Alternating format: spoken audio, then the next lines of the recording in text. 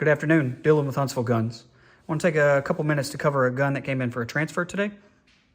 This is a Beretta Model 84 BB. It's a surplus firearm that is being sold by a couple of different distributors and retailers right now. This particular gun can be purchased at Atlantic Firearms for $5.99, I think, at the filming of this video. These guns were former Italian police force firearms, and as such, they are used. They definitely have some signs of use, holster wear on some of the high points that you can tell where it was used, but it is marketed in good condition, and I would agree with that. Perfectly functional from everything that I've found. A few of them are missing medallions and some small features like that, but functional out of the box. Quick overview, this is a 380 auto single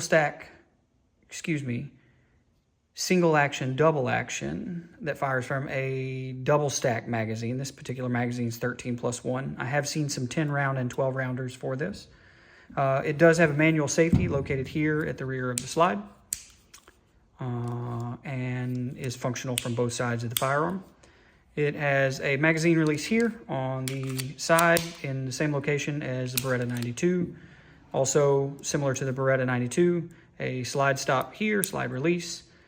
Your disassembly lever here, very similar to the 92, has a button that has to be depressed to unlock that.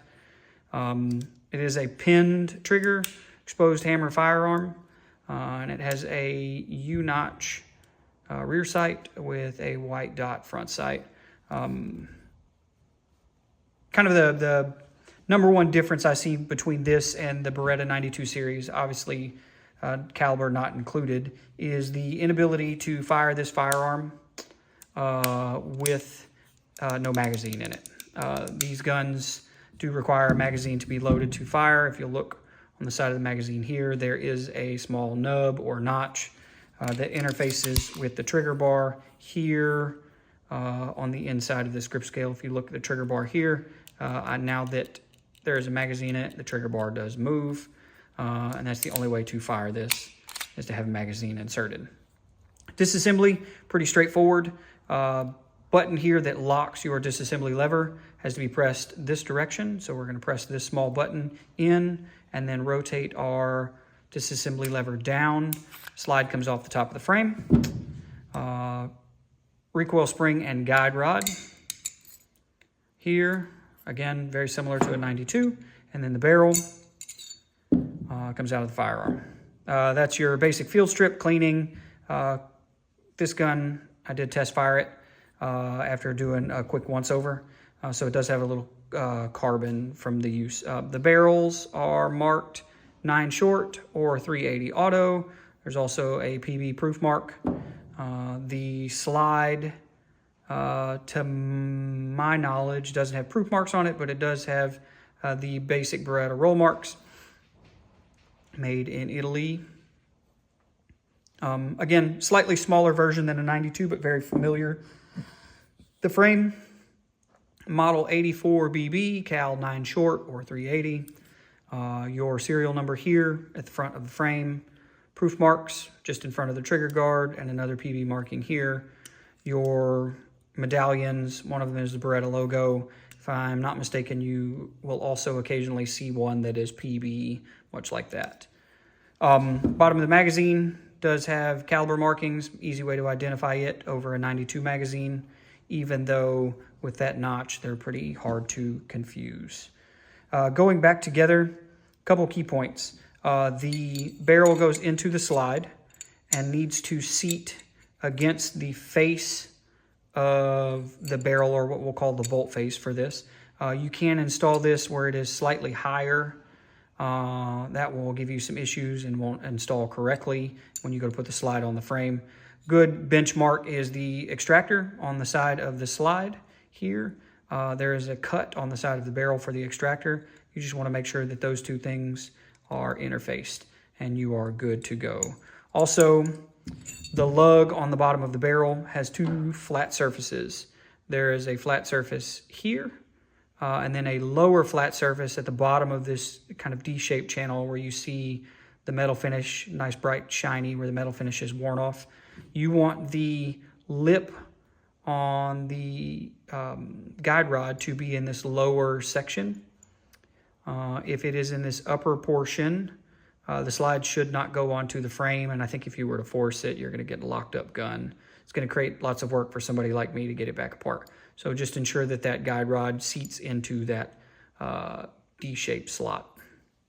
So we'll start with the barrel, drop it back into the slide, again ensuring that it is seated rearward.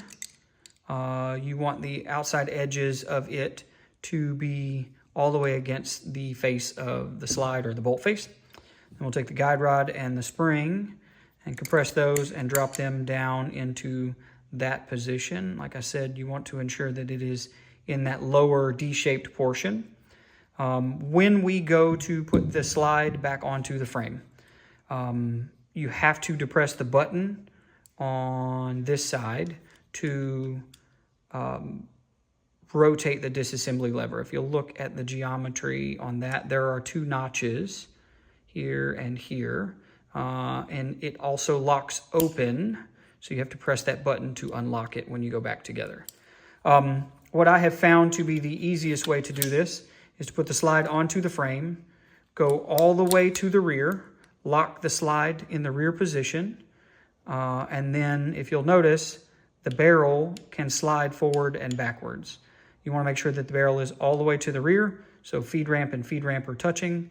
Press your button on that side and then rotate your disassembly lever. If you go to put this back together, now I can't get it apart because I got it together right, and the barrel is not in the rearward portion, you cannot rotate this disassembly lever because it is pushing up on the bottom of the lug on the bottom of the barrel. So make sure that barrel is all the way to the rear, press your button, rotate your disassembly lever, and then you are good to release the slide. Functions check on this gun is slightly different because it has to have a magazine inserted. So we will put a magazine in, ensure that the firearm is empty and clear. It locks to the rear when the last round is fired. So we will release the slide, try to protect your ears a little bit, and then pull the trigger. We'll keep the trigger pinned to the rear, and then we will charge the weapon again, release the slide, and then when you release that trigger, you should hear a mechanical click. That's the trigger resetting, and then that will allow you to fire the weapon again. Double action, same thing. You will get a half cock position, and then you go all the way to the rear, and it should release. Pretty good guns for the money. I think, like I said, current market value on these is $500 to $600. They're kind of a unique piece of history. Not something that I personally would carry every day as a defensive carry gun, but something that I'd love to have in my collection. I do like the surplus guns, and they are slowly becoming less and less common. We're importing less and less every year. So I will be purchasing one of these for myself.